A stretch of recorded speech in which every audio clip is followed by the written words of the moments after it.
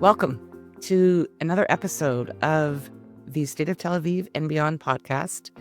Delighted to have today Lieutenant Colonel in Reserves Jonathan Conricus, also Senior Fellow at the FDD, and a very frequent commentator and public speaker on issues in the Middle East and beyond.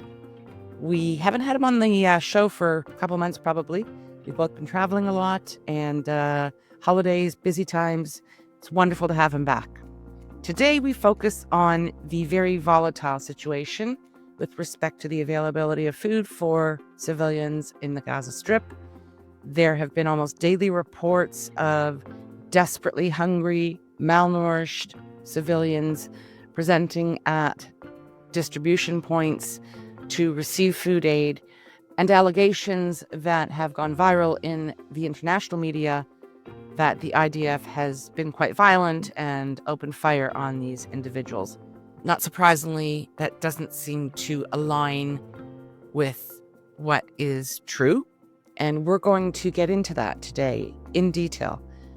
There have been some overly zealous, some may say totally fabricated comments made by various UN officials, and the BBC seems to have distinguished itself in rushing to publish allegations that it has then had to retract. I'll be posting relevant links and reports in the notes to this podcast, and you can find that at stateoftelaviv.com. That's our website where the podcast is published. So if you're watching on YouTube and you'd like more information, that's where you're going to find it. But for now, watch or listen to this recent clip of White House Press Secretary Caroline Leavitt responding to a question earlier this week from a member of the press. Caroline Leavitt nails it. Let's roll it. There are now reports that Israeli forces are firing on Palestinians trying to get aid from the Gaza Humanitarian Foundation. Up to 20 people, according to the Red Cross, have arrived to the hospital that they've set up with gunshot wounds, have died from them. Is this administration aware of these? And I mean, what is being done to address this situation? The administration is aware of those reports, and we are currently looking into the veracity of them because, unfortunately, unlike some in the media, we don't take the word of Hamas with total truth. We like to look into it when they speak, unlike the BBC, who had multiple headlines. They wrote, Israeli tank kills 26, Israeli tank kills 21, Israeli gunfire kills 31, Red Cross says 21 people were killed in an aid incident, and then, oh wait, they had to correct and take down their entire story, saying we reviewed the footage and couldn't find any evidence of anything. Oh. Okay, so we're going to look into reports before we confirm them from this podium or before we take action, and I suggest that journalists who actually care about truth do the same to reduce the amount of misinformation that's going around the globe on this front. Oh, and of course, we talk about Greta Thunberg, who, along with her sailing companions, is approaching the shores of the Gaza Strip, hoping to come and make big media moment for herself and her newly adopted cause. Thanks for being here. I'm Vivian Berkovich, former Canadian ambassador to Israel. Stay with us. Tuesday, June 3rd, 9:30 in the evening in Israel, and it's so nice to see you. Lieutenant Colonel Jonathan Conricus, Senior Fellow at FDD. It's been, a month or two since we had one of our chats. How you doing? I'm doing well. Personally, very blessed and fortunate. Yeah, it's been quite some time since we last spoke, since our last confession. And a lot has happened in Israel. A lot is happening. A lot has been happening with our enemies. And we have a lot to unpack if we want to try to assess what's going on now and, more importantly, where this is all going. Which is why we're going to be smart about this and laser focused. And rather than deal with everything, I want to focus on the Gaza situation, in particular, the humanitarian concerns or concerns regarding humanitarian supplies, food, medicine, other life necessities. in the Gaza Strip. This has been a burning and explosive issue that has commanded so much attention internationally. And when I put out an hour ago on this sort of chat thing I'm just learning how to use on Substack, I said, hey, I'm going to be speaking to Lieutenant Colonel Jonathan Conricus. Here's what I want to talk to him about. What are your thoughts? And there were about 10 or 12 replies in a half hour. Everyone wants to know more about the Gaza Strip. And this is your wheelhouse. You worked in the IDF spokesperson's unit. You have been on the ground as a combat soldier in Gaza, as a commander. So you ring all the bells today, Lieutenant Colonel. Yeah, I don't know how many people are concerned about people suffering in Sudan, Chinese Muslims being shipped off to concentration camps, or stuff happening in Africa. But yes, for some reason, people are very concerned about what's happening in Gaza. And we will try to satisfy those appetites, whether they are sincere and earnest about Palestinians and how they are, or if they're fueled by other motives. Whatever the reason, I think there's a lot to disambiguate and to try to decipher and to make sense for people. And as you say correctly, I've been on the ground. Actually, the area where the first operational distribution center of the Gaza Humanitarian Fund, the JHF, where they're operating in northern Rafah, an area called Tel Sultan. I used to be company commander in infantry, and that was my area of responsibility some 22 years ago when I was a younger man. Yes, you would have been. So we won't get into all that math now, but let's focus on Gaza and leave to the side the motives that may or may not be dominant in the minds of those who are so hungry and thirsty, not only for information, but to criticize Israel's conduct, as always. The Gaza Strip, small area from late January until early March, when there was a ceasefire. Israel allowed in significant amounts of humanitarian aid through its border into the Gaza Strip. The IDF states that the provisions allowed into the Strip during that period were sufficient to last for more than 8 months. Here we are, 2-3 months after the ceasefire ended, 3 months. The Israeli government has told the IDF no more shipments to go through. And we have been hearing very dire warnings now for weeks of an imminent famine in the Gaza Strip.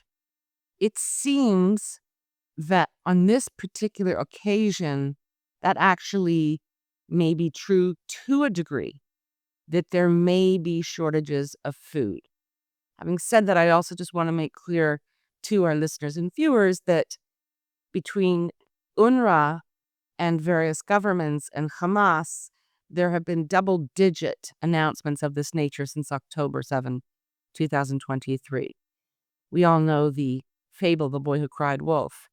And no famine has materialized before this time. Having said that, let's say, okay, perhaps we are on the brink of a famine. Perhaps there is a severe food shortage. So Israel has been looking for creative solutions to this problem. How can we allow food aid into the Gaza Strip without doing two things? One, which you're not going to address in this conversation, but I will, which is a challenge for Prime Minister Benjamin Netanyahu, that if he allows humanitarian aid in, he very much risks having a number of his coalition partners leave and the government fall. So he wants to avoid that problem. And the other issue is having the food aid fall into the hands of Hamas, which has been a chronic issue. So somehow over the last few weeks, a solution has been presented where you have this NGO called the Gaza Humanitarian Foundation, located in Israel, that reportedly raises money from donations. It's an NGO and is active in providing food and humanitarian relief. And the Gaza Humanitarian Foundation has partnered with a number of American interests. That's the model. So the Gaza Humanitarian Foundation has the money, they purchase the food, they arrange for it to cross into the Gaza Strip. And then what happens? What can you tell us? Right. So let's unpack that first at the bigger level. I'd say that this is now the main battleground. I think that we are witnessing what may be, I'm not entirely sure that it is, but it may be the beginning of the end of Hamas's rule over the population in Gaza. Distribution of food has been the tool that Hamas has been using in order to stay in power. Had it not been for the fact that Israel was forced by the US and others to start providing food to the population in Gaza, but also indirectly to Hamas, about 2 months or a month and a half into the fighting, more than a year ago, then I don't think that the war would have continued for so long, and probably Hamas would not have been in power. Hamas stays in power because they have corrupted the delivery system, which relies on a facade of UN organizations, which to the unsuspecting, naive, uninformed international audience has legitimacy and is a legit organization that provides aid to people in need.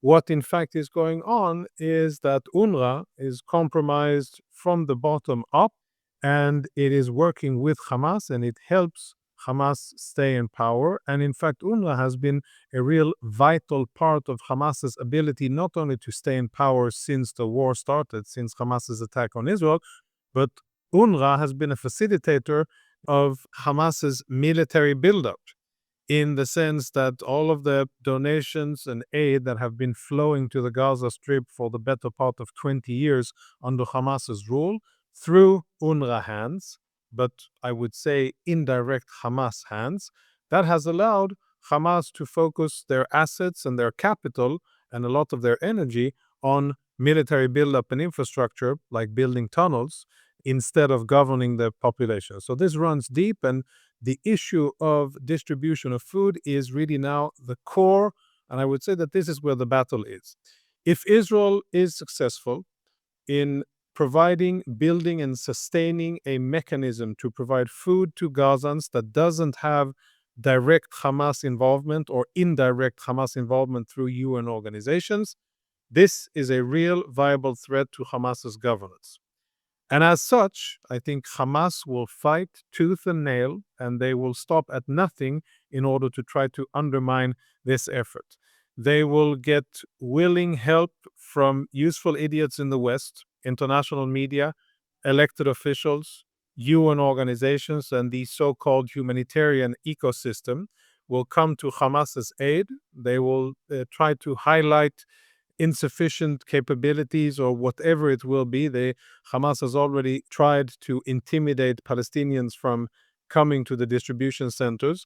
Hamas has fired at Israeli forces and at Palestinians trying to get food, trying and sadly succeeding in creating a lot of confusion and tense situation on the ground, which probably led to casualties as well. And we've seen unfortunate incidents, very unfortunate incidents over the last few days. But the strategic game here, from a Hamas perspective, is to stop the distribution of food, because that is a threat. And I think that we should anticipate an escalation, that Hamas will do more and worse until either Hamas breaks and they lose total control and governing capabilities, or Israel and the Gaza Humanitarian Fund and the entire mechanism that Israel has built together with the US, either that breaks. I think that's where we are. So regarding famine, had it been the first or the second time, I might have taken notice and I might have lent it credibility. But I've heard so many false alarms. I've heard so many very sinister, and I've seen so many sinister looking so-called humanitarians reporting on that or the other catastrophe in Gaza. A few weeks ago, I heard very stern reports indicating that it is a certainty that 14,000 children will die unless Israel starts providing food. That is like God-sent mathematic physical certainty. And then when you start looking into numbers, you find that it's a total contraption and it is just Hamas talking points masquerading as UN talking points designed to apply pressure on Israel through international organizations. I have to interrupt here with some pretty pertinent detail. Jonathan Conricus is referring to a senior UN official. He's actually referred to as the head of UN aid. His name is Tom Fletcher.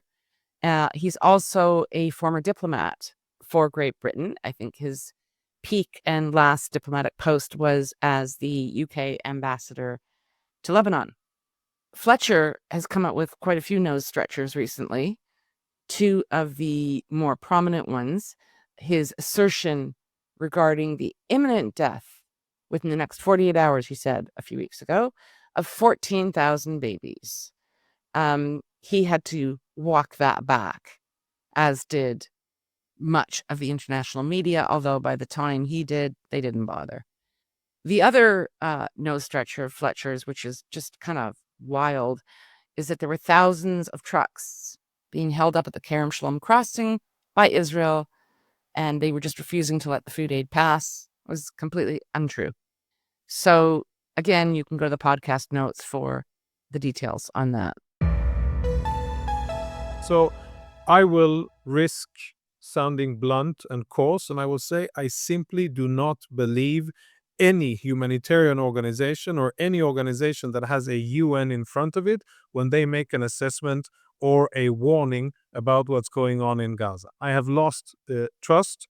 I used to, by the way, work at the UN. I was seconded on behalf of the Israeli Defense Forces to UN peacekeeping. I've seen a lot of the inside of some of those organizations. And after October 7, after the repeated abuse by UNRWA, UNICEF, World Health Organization, World Food Program, Doctors Without Borders, and many others, and the Red Crescent, I sadly say that I have lost trust in all of those organizations when it comes to them reporting about the situation in Gaza or anything that is related to Israel. I do not believe that there is famine. And last point about that, the Gaza Humanitarian Fund have reported that they have delivered more than 6 million meals in less than a week. Now, however way you spin that, whether you snicker at it or not, at the end of the day, that is 6 million meals with lots of calories that, even if distributed unfairly and not efficiently, that's a lot of food to a lot of people. That it's definitely more than anything that should take us above the threshold of famine or serious hunger.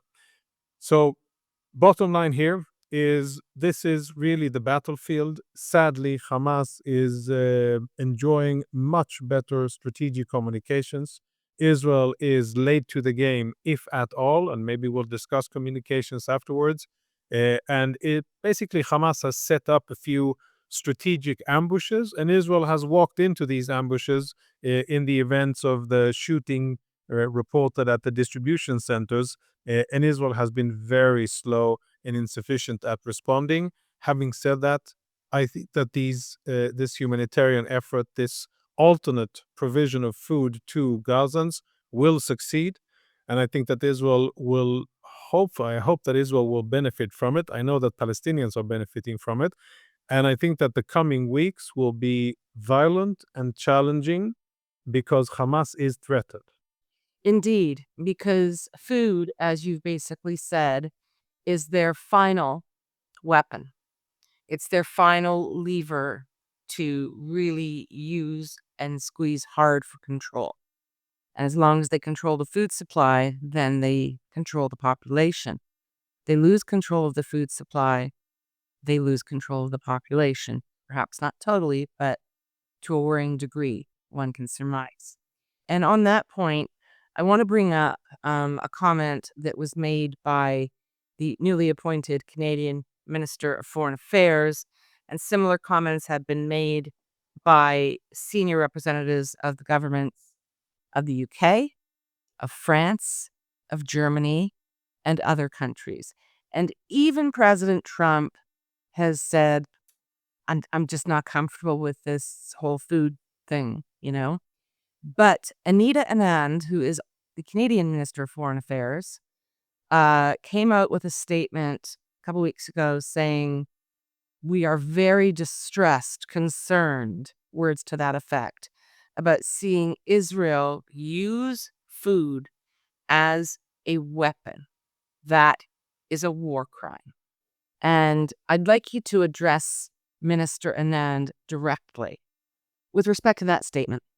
So I'll say this. I think the war in between Hamas and Israel, which was started by Hamas by an unprovoked attack, I think is the only war that I'm aware of in modern or otherwise military history where two combating sides, uh, one of the combating sides has been forced to provide food and fuel to the other side while the other side is fighting it. And it's an anomaly. I cannot think of any other war where this has happened. And I am frankly very disappointed with such statements and similar statements made by the British Prime Minister, by the French President, and their foreign affairs officers that put pressure on Israel instead of putting it on Hamas. I think that is an upside down reality. I think that is perverse to blame Israel for the humanitarian situation in an area that it did not control before October 7, where it did not have forces or civilians before October 7, where Hamas has been controlling and oppressing, and where Hamas launched an unprovoked attack at Israel from. And at the end of the day, there are consequences for attacking a sovereign country. One of the consequences are, well, the country goes to defend itself and seeks to destroy you. And that is what Israel is aspiring to do. And maybe a Canadian foreign minister has forgotten, but that is how war is fought. You are not obliged to provide food and fuel to your enemy as your enemy is trying to kill you. And it doesn't say so in any international law book. And yes, in war, you use whatever tools you have available in order to defeat the enemy. That is what Canadian troops did when they fought under British command. When they fought against the Nazis, they didn't ask whether the Germans had enough food to sustain themselves. They didn't ask if the Italian fascists were good on supplies and if they had band-aids and medical provisions. No, you fight your enemy until either your enemy is dead and defeated or until he surrenders. And that is the situation that Israel is in. And frankly, a lot of people around the world have probably forgotten what it means to fight for survival. But that is what Israel is doing. This isn't a ceremonial battle. We're not reenacting First World War battles. We are fighting for survival. And as such, yes, we are not pulling any punches, and we are doing what we need in order to force our enemy to surrender. That's war. You hit the nail on the head. One of the many criticisms, and of course I made it as well in print in my column in the National Post, is that our Minister of Foreign Affairs, as have many other senior officials in Western countries, neglected to rebuke Hamas for hoarding supplies, for selling food supplies and other items at extortionate prices to civilians. That somehow was left out of the statement. And I raise Canada not just because I'm Canadian, but because our new Prime Minister, Mark Carney, has formed a little troika with President of France, Emmanuel Macron, and Prime Minister Keir Starmer. They issued a statement together a week and a half, 2 weeks ago now, kind of slamming Israel, and very light touch on criticizing Hamas. No mention of UNRWA or the UN. Before we move on to another issue, I just wanted to add a little detail, which is when you referred to, not by name, but Tom Fletcher, the UN official who announced very confidently that over the next 48 hours, it was like 2 or 3 weeks ago, 14,000 babies will die from hunger.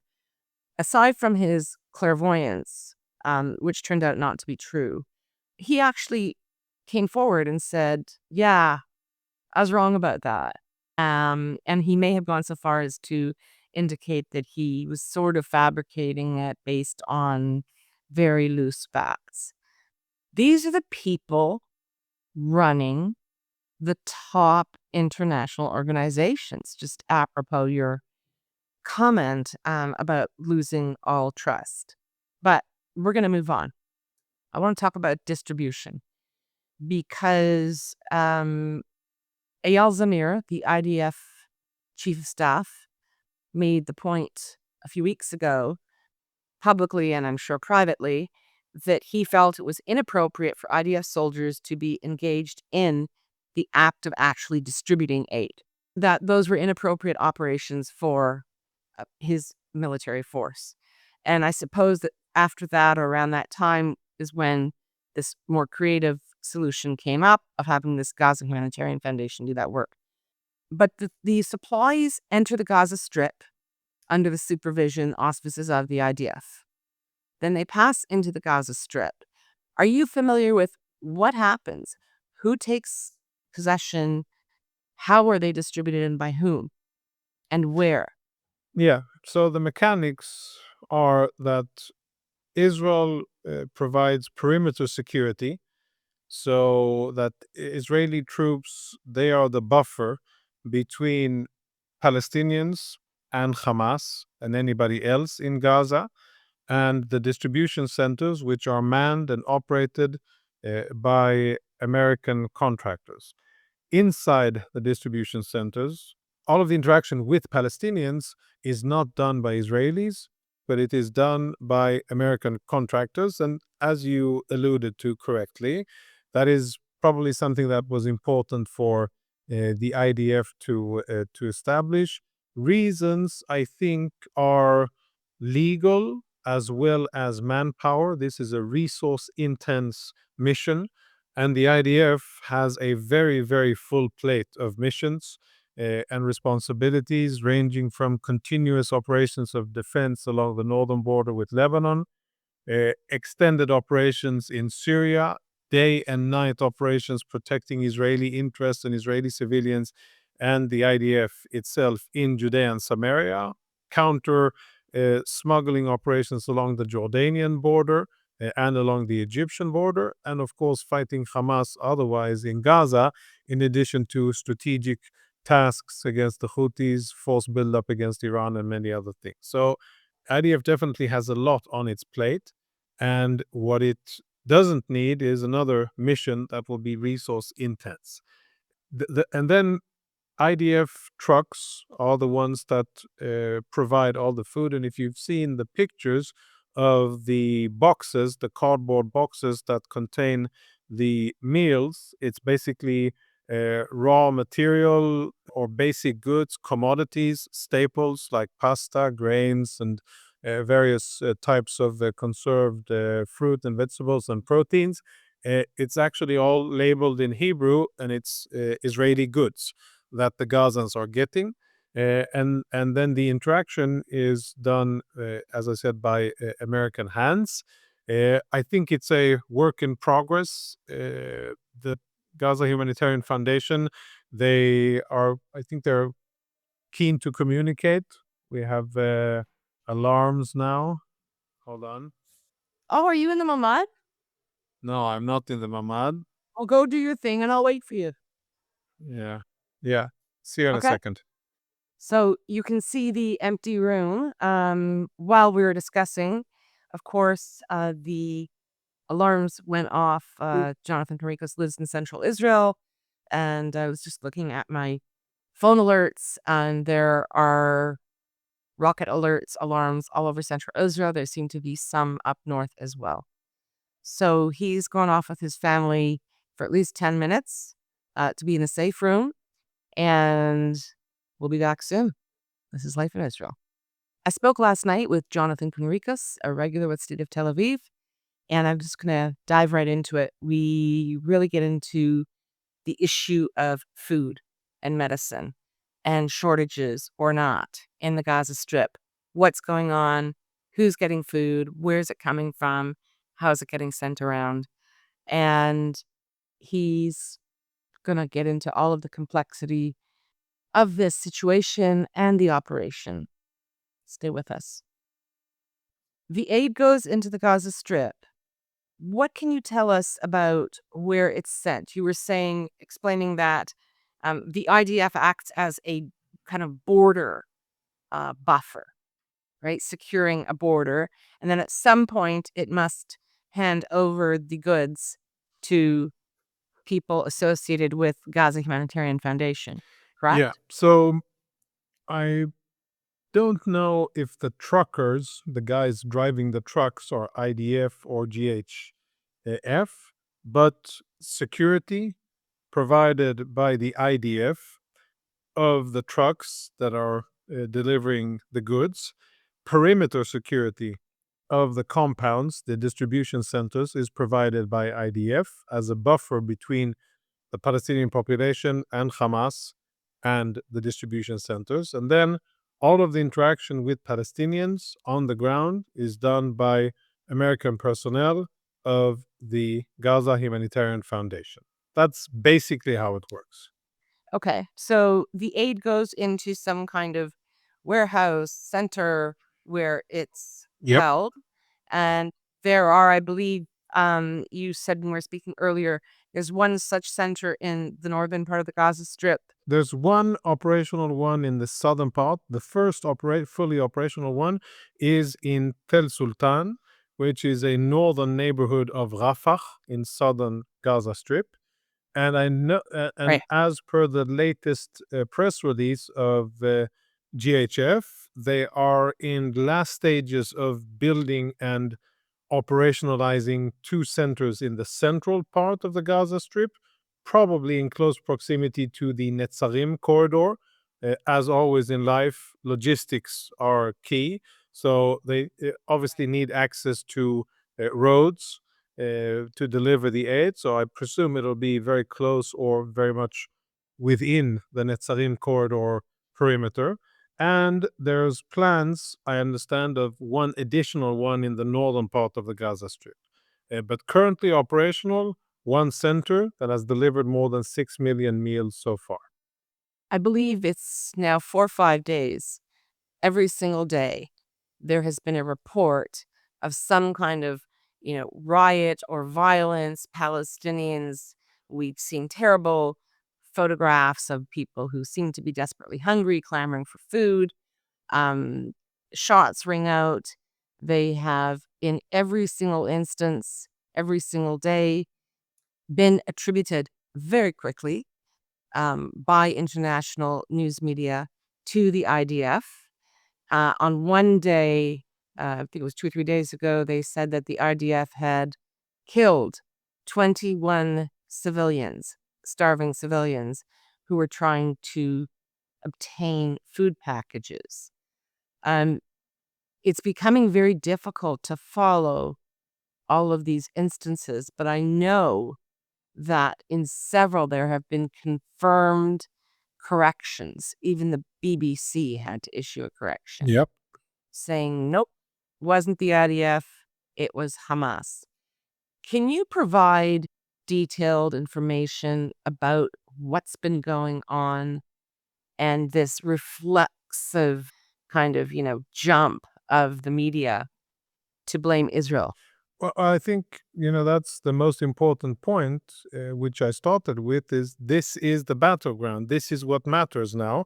And Hamas is under pressure, and they are responding like they do when they're under pressure.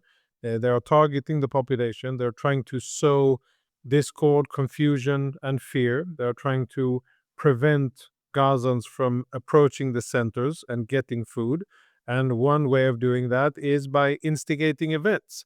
I think I've spoken with Israeli officers, and I think that I would portray this as an ambush, a media and strategic ambush that Hamas has placed for Israel, and where Israel unwittingly has more or less marched into this ambush, media ambush, where Hamas has set the narrative and has Uh, been very quick and quite efficient, and with a lot of help from the New York Times, BBC, CNN, AP, Reuters, and AFP, who, as you say, and CDC, vote yeah, CDC. of course. No, we shouldn't neglect the Canadians. They have earned their notoriety, definitely.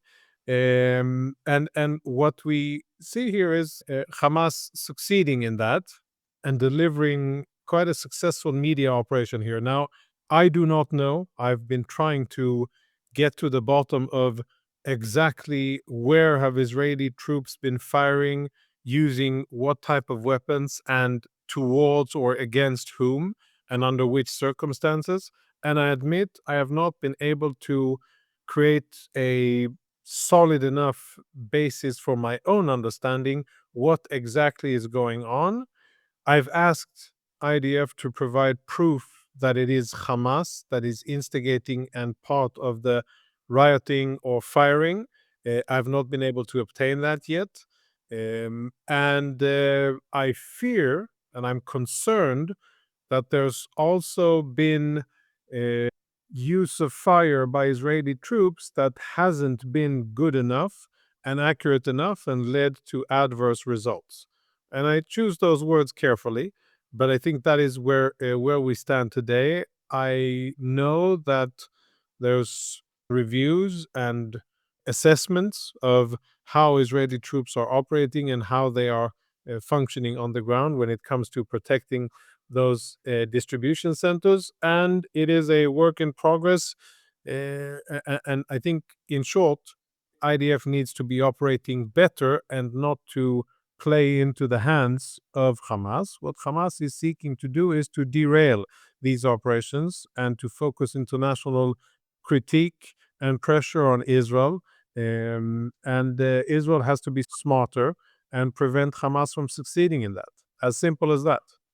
So I want to just take liberty of translating into much blunter language your very kind of elegant statement. And correct me if I'm wrong, but I think what you're saying is it seems to have been some degree of um, disorganization, maybe even confusion, that it appears that there has been use of live fire by the IDF in the vicinity of these distribution centers, and that you have requested clarity from the spokesperson's unit and proof to demonstrate that indeed it was mass fire that resulted in any deaths, and you've yet to receive that confirmation from the IDF, which leads you to believe that It may not be only Hamas, and I think that there's room for improvement here. Yeah. is a really important point, and I wanted to make it very clear.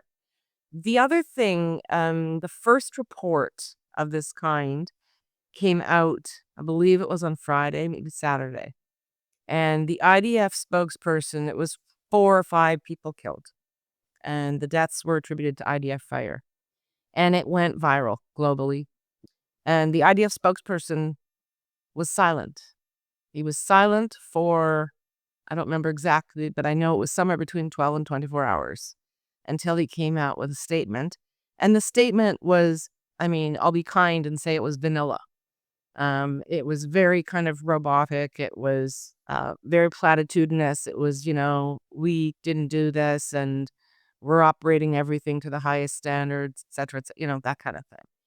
Um, what do you know about that particular instance? And what I'm also interested in hearing from you is, because you were inside, you worked in that job, you've had to explain some very tough circumstances to the international media.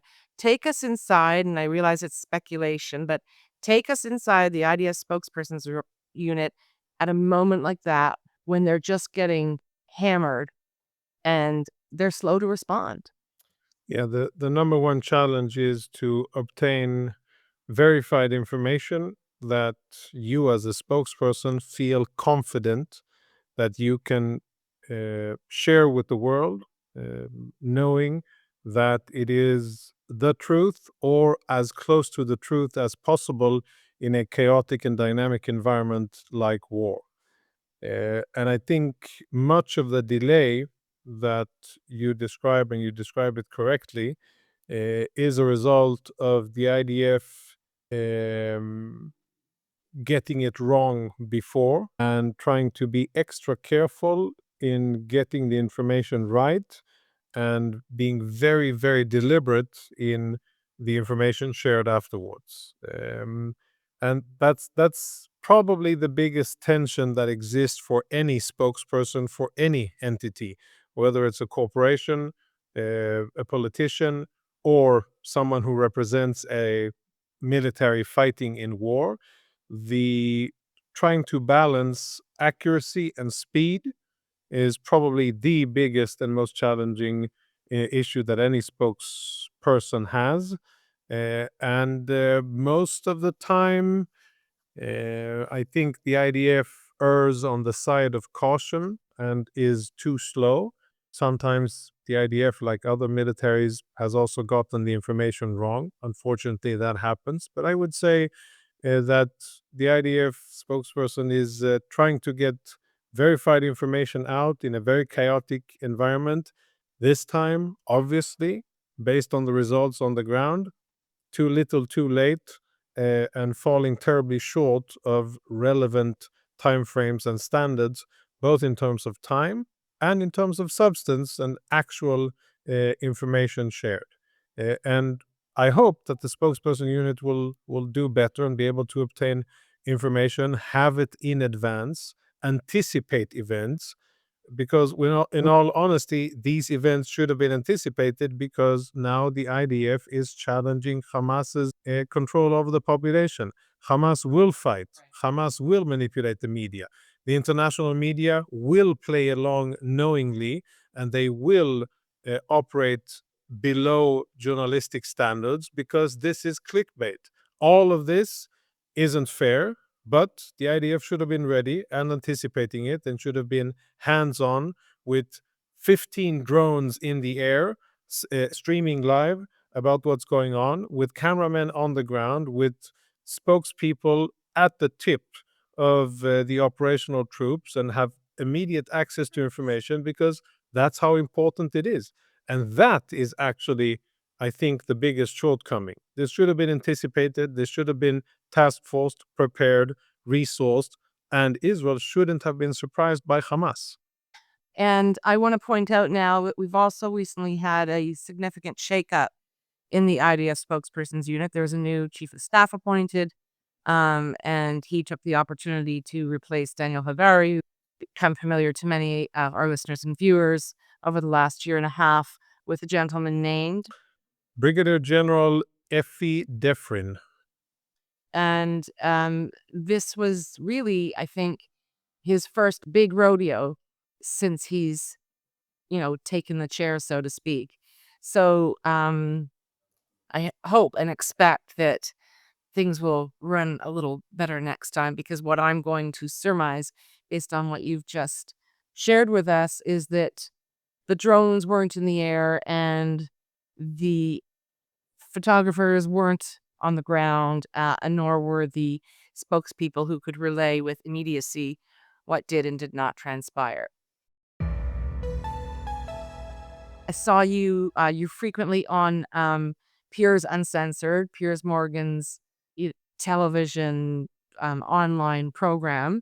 You were on in the last few days, and I'm pretty sure he asked you, or maybe it was just a comment in the before and after, but he's made this point a number of times. Why don't you just let international media in to the Gaza Strip? Did he ask you that question directly? Oh, yeah, of course. He's been saying that for many, many months. Usually he and others pull that whenever they come to kind of a dead end in terms of rhetoric. And once they run out of other things to say, and, I or someone else pro-Israeli make a point, whether it is about what Hamas is doing, what the civilian population is doing, the amount of human shields that Hamas is using, whether we're discussing casualties, doesn't matter what the topic is, but it's this kind of evergreen get out of jail or get out of a debate card that peers will have and say, well, you or Israel hasn't let journalists in.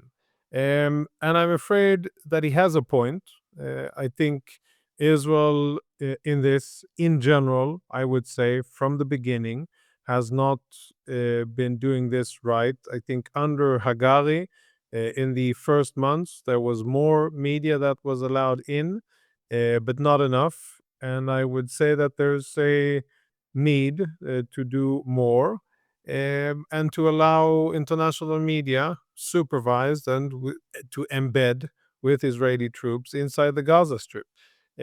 For sure, the footage that will come out and the reporting will be disastrous. It will be very much playing into the hands of Hamas propaganda.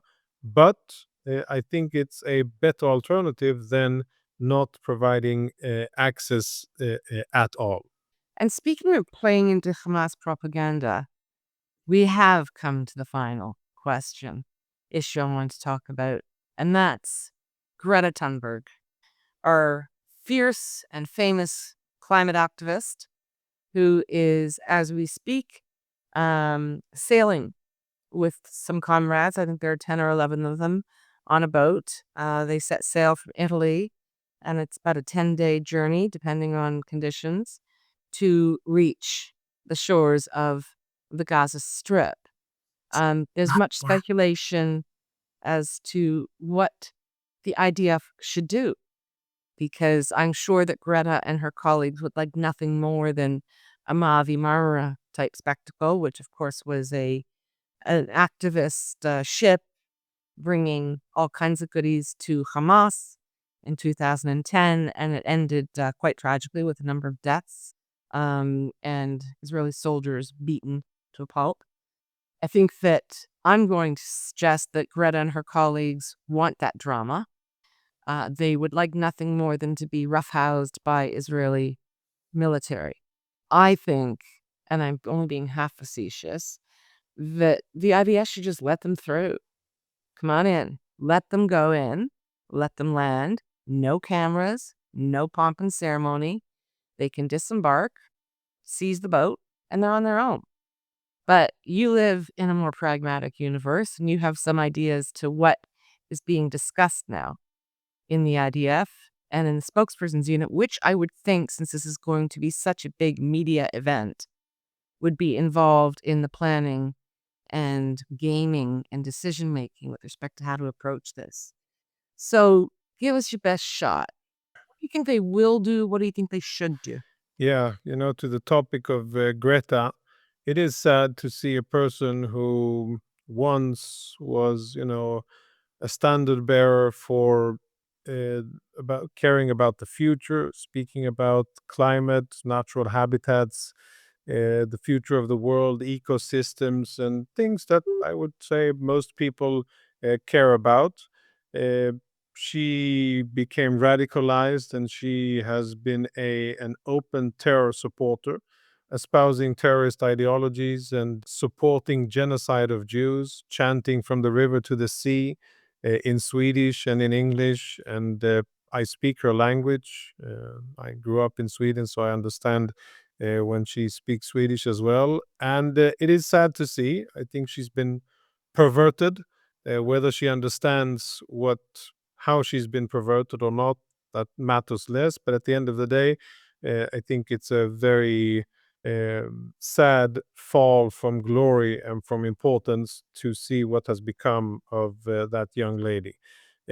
Various options, tactical options exist, and I think you hit the nail on the head. The thing is here to pull the sting out of the bee without giving them the media opportunity that they crave and desire.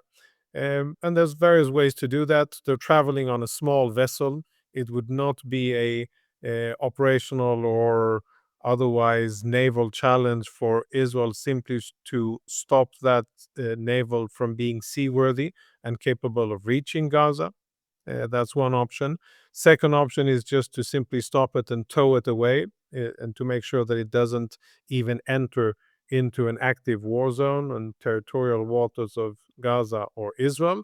The other option exists, as you said, to allow them to go there. But once they get to Gaza, there will be thousands of cameras, Hamas cameras, that will for sure welcome her and her team and generate the desired social media footage that they want. So I think that would be a less favorable thing. And I think that what Israeli troops will do is to take a non-violent, minimalistic approach that prevents the boat with these terror supporters from reaching the shores of Gaza. They'll do it professionally. They'll do it with no or very limited use of force, and to make sure that everything is documented, and not to give them any room or very little room for provocations and issues. And they will have Israeli medics, female medics on at hand. They will have photographers, and they'll make sure that everything is safe and documented, so that these terror supporters masquerading as peace activists won't be able to claim that they've been maltreated by the IDF. And I'm pretty sure that this will end rather underwhelmingly. Trauma than Greta and her friends might wish, but Yes. just work with me for a step, because this is exactly what you folks in the IDS spokesperson's unit would do at a time like this. And as there's obviously, if they were to allow them to come into the Gaza Strip, there's risks. There's risks to lose control. There's risks that they're able to generate their, supportive social media coverage. Look at us. Here we are with the fighters. But that lasts for, a day or two. The bling wears off pretty quickly, I would think. And if they're stuck there, I know, I'm just a girl's got a dream. If they're stuck there, for 7, 8 days, 14 days, things would change, I expect. The safari becomes less glamorous, yes, when you don't have a fancy hotel at the end of the Land Rover tour. Right. And just like, sending Queers for Palestine local branches around the world, give them a one-way ticket. Yeah, same logic. And I understand the logic. It's a good one. Yeah, except that unfortunately or fortunately, the IDF has to work pragmatically and lower the risk of conflict, bad publicity, bad comments, bad everything, bad outcomes. Thank you so much, as always. Thank you. I always learn so much and enjoy our chats. And I look forward to hearing about the fruits of your labor and research with the spokesperson's unit and any evidence that is presented with respect to what's been going on the last few days. Yeah, thanks for having me, Vivian. Always a pleasure. And I hope that our viewers and listeners will find it as interesting as I felt that it was to talk with you. And yes, I will present those findings as soon as I get them, or if we see them first on social media. But thank you for having me on. Have a lovely evening. I hope there aren't any more alarms I hope so. in central Israel. Good night. Thanks, as always, for being here. Please consider supporting us with a paid subscription, especially if you're here to the end. See you next time. We love hearing from you, so please comment on our website, stateoftelaviv.com, or send us a note to hello@stateoftelaviv.com.